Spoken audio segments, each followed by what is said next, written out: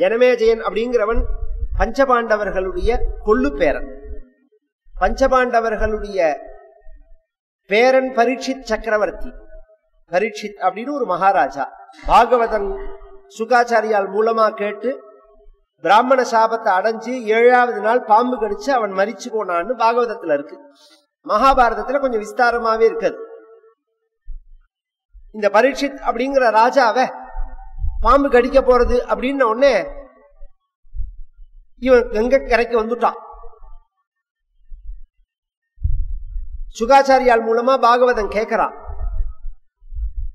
7வது நாள் தட்சகன் பிராமண வேஷத்தை போட்டுன்னு கடிச்சுட்டான். அவன் உடம்பு எரிஞ்சு போயிடுத்து. அவன் வைகுண்டம் போயிட்டான். அவனுக்கு புள்ள ஜனமேஜயன்னு பேரு. அவன் வயசான உடனே இந்த கதையை கேட்கிறான். எங்க அப்பா எப்படி இறந்தார் அப்படின்னு. பாம்பு கடிச்சு இறந்தார் அப்படின்னு உடனே, பாம்பு கடிச்சு ஏன் செத்து போனார் அவர்? பாம்பு கடிச்சா செத்து போவேன் அப்படி சொல்ல முடியுமா? பாம்பு கடிச்சு பிழைக்கிறவா எத்தனை பேர் இருக்கா? பாம்பு கடிச்சு பிழைக்கிறவா எத்தனை பேர் இருக்கா? இவன் ஏன் செத்து போனான்? ஏன்னா அந்த இடத்துல பிராமண சாபம்ங்கிறது பாம்பு கடிக்க கடவது அப்படின்னு தான். தட்சகா சப்தமே ஹனி. உன் இன்னேலேந்து 7வது நாள் உன்னை பாம்பு கடிக்க கடவுதுன்னு தான், தட்சகன் கடிக்கணும்னு தான் அந்த பிராமணன் சபிச்சிருக்கிறது. நீ செத்து போன அவன் சொல்லல. இப்ப ஏன் தட்சகன் அது மாதிரி கடிச்சான்? இதுல இன்னொரு விஷயமும் இருக்கு. இந்த தட்சகன், பாரதம் தான் சொல்றது அந்த கதைய. தட்சகன் கடிக்க போறான்னு உடனே ராஜா கிளம்பி கங்கை கரைக்கு வந்துட்டானா, மந்திரிகள்லாம் ஒரு அனௌன்ஸ்மெண்ட் பண்ணா, இந்த பாம்பு கடியிலேந்து ராஜாவை மந்திரிச்சு காப்பாத்துறவர்களுக்கு தகுந்த சன்மானம் கொடுக்கப்படும். உடனே ஒரு பிராமணர் வரார். காஷ்யப கோத்திரத்துல பிறந்தவர் அவர். இந்த ராஜாவை மந்திரிச்சு நான் காப்பாத்துறேன்னு. இந்த பாம்பு கடிக்கு மருந்து உண்டு, மந்திரிக்கிறதும் உண்டு. பொதுவா இதெல்லாம் இன்னைக்கு பரிகாசம் மாதிரி கொண்டு வந்துட்டோம் அயோக்கியத்தனத்தினால. அதுல எத்தனையோ ஃப்ராட் இருக்கு, அது வேற விஷயம். பொதுவா பாம்போட விஷம்ங்கிறது என்ன? அது ஒரு புரோட்டீன். அது விஷம்ங்கிறது விஷம் இல்ல, அது ஒரு புரோட்டீன், அது ஒரு சத்து தான். அதை டைஜஷன் பண்ணக்கூடிய ப்ரோக்ராம் நம்ம கிட்ட கிடையாது. அடிப்படையில் அதான் விஷயம். இதே பாம்பு கீரி புள்ளைய கடிக்கிறது, கீரி புள்ளைய செத்து போக மாட்டேங்கிறது. இதே பாம்பு தானே கீரி புள்ளைய கடிக்கிறது. கீரி புள்ள செத்து போகாது. ஏன் செத்து போகாதுன்னா அந்த விஷத்தை அதை டைஜஷன் பண்ணக்கூடிய ப்ரோக்ராம் அதுகிட்ட இருக்கு. எல்லாம் ரொம்ப ஆச்சரியமான விஷயங்கள். நோண்ட நோண்ட நோண்ட உள்ள ஏகப்பட்ட விஷயம் இருக்கு. இந்த ஹோமியோபதினு ஒரு சிஸ்டம் இருக்குதுல, இந்த வைத்தியம் வந்ததே ரிக்வேதத்துல இருந்து தான். பழைய காலத்துல ராஜாக்கள் என்ன பண்ணுவார்கள், அந்த உணவுல கொஞ்சோண்டு விஷத்தை கலந்துப்பார்கள் அவர்கள். எதுக்காக? ரொம்ப டைலூட் பண்ணி 1 மில்லிகிராம்ல 10 லிட்டர் தண்ணியை கலந்து, அதுல இருந்து 1 லிட்டர் எடுத்து அதுல 10 லிட்டர் தண்ணியை கலந்து அதுல 1 லிட்டர் குடிக்கிற மாதிரி. ஏன்னா நாம ஒரு பொருளை சாப்பிட்டோம்னா, சாப்பிட்டு இப்படி தொண்டைக்குள்ள போன உடனேவே இது மூளைக்கு ப்ரோக்ராம் போகும், மெசேஜ் போகும் மூளைக்கு. உடனே மூளை என்ன பண்ணும், பிரெயின் உள்ள போற பொருள் என்னன்னு அதை மேட்ச் பண்ணி பார்க்கும். மேட்ச் பண்ணிட்டு இதை டைஜஷன் பண்றதுக்கு என்ன பண்ணணும்னு அதுக்குள்ள சிஸ்டத்தை, அது அந்த சுரப்பிகளை தயார்படுத்தும். அது அதனாலதான் பழக்கப்படாத உணவுகளை சாப்பிடக்கூடாதுங்கிறது. நமக்கு ரெகுலரா பழக்கம் இல்லாத உணவு எல்லாரும் நினைச்சிட்டு இருக்கா, அரிசி சாப்பிடாதீங்கன்னு சொல்றா பாருங்க டாக்டர். அதுவே பைத்தியக்காரத்தனம் பண்ணும். நாம அரிசி தான் சாப்பிடணும். சவுத் இந்தியால நமக்கு உணவே அதுதான். ஒரு காலத்துல ராத்திரி வெத்த குழம்பு மோரிஞ்சான் சாப்பிட்டு வெத்த குழம்பு தொழில் சாப்பிடுவோமா மாட்டோமா? இந்த இட்லி தோசை பொண்ணாக்கெல்லாம் இப்பதானே வந்திருக்கு. 3 வேளை சாதம் தான் சாப்பிடுவா.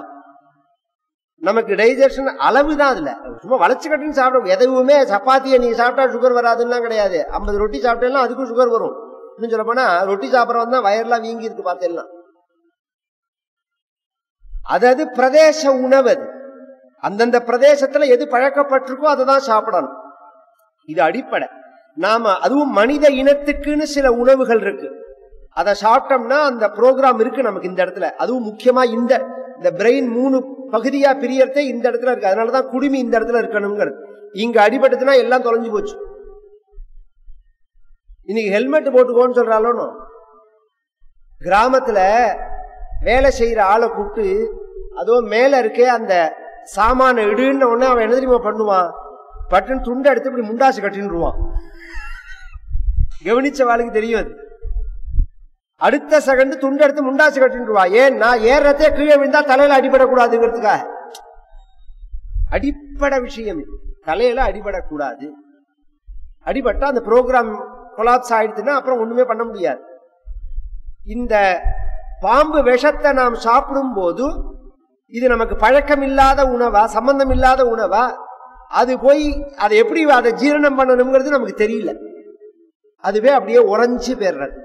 இதையே நாம பழக்கப்படுத்திட்டோம்னா கொஞ்சம் கொஞ்சம் கொஞ்சமா ராஜாக்களுக்கு எல்லாம் ஏன்னா ராஜாக்களுக்கு ஏன் விஷம் கொடுப்பான்னா, சத்ருக்கள் விஷம் கொடுப்பா, பானம் போடுறதே விஷம் தோஞ்ச பானத்தை போட்டுருவா. அதை அவனை கொல்லக்கூடாதுங்கிறதுக்காக முன்னாடியிலேருந்து அதை சாப்பிட்டு அவன் பழக்கப்பட்டிருப்பான். இந்த விஷம் அவனை கொல்லாதுங்கிறதுக்காக பாம்பு விஷம்ங்கிறதுக்கு சொல்ல வந்தேன். இத மந்திரத்தினாலேயும் சரி பண்ண முடியும். இந்த தஞ்சாவூர் ஜில்லாவில் நன்னிலம் தாலுக்கால பனங்குடின்னு ஒரு கிராமம், அந்த ஊர்ல இருந்தார். இன்னைக்கு அந்த வம்சம் இல்ல. மந்திரிச்சு எத்தனை நூற்றுக்கணக்கான பாம்பு கடிச்சவா பொழைச்சிருக்கா தெரியுமா உங்களுக்கு எல்லாம்? சத்தியம், இது பொய் இல்ல. இன்னைக்குதான ஆஸ்பத்திரி.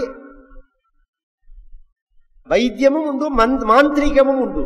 அது வெறும் தரையில படுக்க வச்சு அந்த ஜபம் பண்ணினா விஷம் இறங்கி போயிடும். அதுவே பாதிக்காதபடி காருட மந்திரம் இருக்கு, நீலகண்ட மந்திரம் இருக்கு. இன்னைக்கு ஏன் அதெல்லாம் அதை ஜபம் பண்ற வாழ்க்கையும் ஆச்சாரம் இல்ல, சுத்தி இல்ல. ஜபம் பண்ற நோக்கமும் தப்பா போயிடும். இந்த பனங்குடியில வைத்தியம் பண்ணுவார்னு சொன்னேன்னு 1 பைசா அவர் வாங்கிக்க மாட்டார். அதான் அதுல உள்ள விஷயமே. இந்த மந்திரத்தை பாம்பு கடிச்சு ஜபம் பண்றத 1 பைசா கூட அவள்கிட்ட வாங்கிக்க மாட்டார். இன்னைக்கு அது மாதிரி ஒருத்தர் இருந்தா அவர் தான் கோடீஸ்வரர்.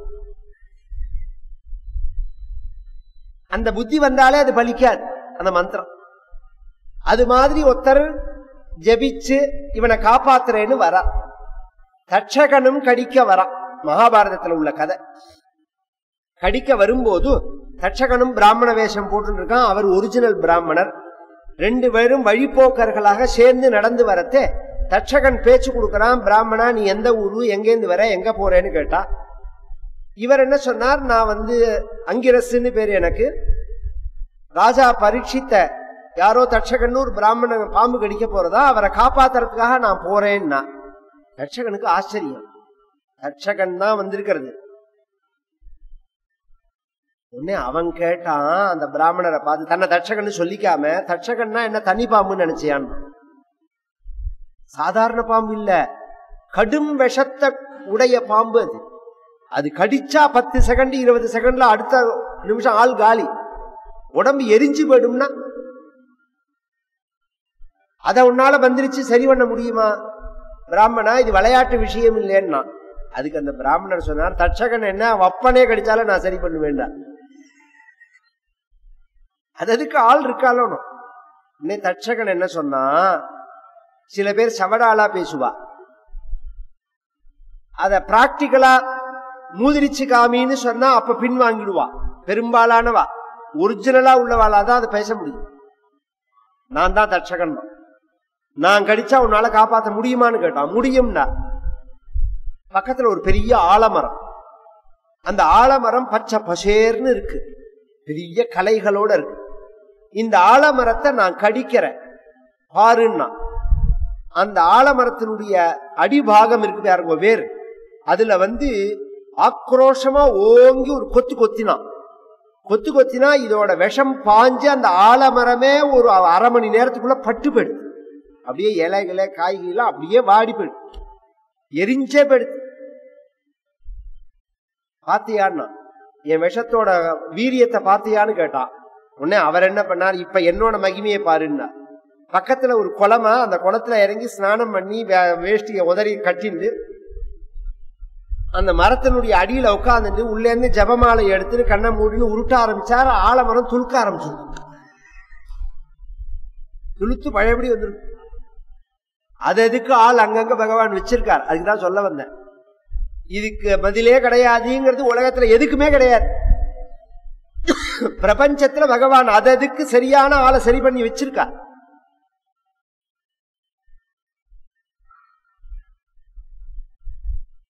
அவன் சொன்னா, போய் பிராமணா உன்னோட மகிமையை நான் ஒத்துக்கிறேன், நீ போய் கடிச்சு நான் போய் கடிச்சு நீ அவனை பழக்க வச்சா அப்புறம் எனக்கு வேல்யூ இருக்காது. நான் ஒண்ணு பண்றேன், அவ கொடுக்கிற சன்மானத்தை விட நான் பெரிய சன்மானமா உனக்கு கொடுக்கறேன். என்ன? என்னோட சிரோரத்னமான நாகரத்னத்தை கொடுக்கறேன், நீ அதை வாங்கின்னு போயிடுன்னா. அந்த பிராமணர் பணத்துக்கு ஆசைப்பட்ட பிராமணர் மட்டும் இல்ல, ஒரு நிமிஷம் கண்ணை மூடினார். இவன் சொல்றதுக்காக நாம திரும்பி போலாமான்னு யோசனை பண்ணினார்.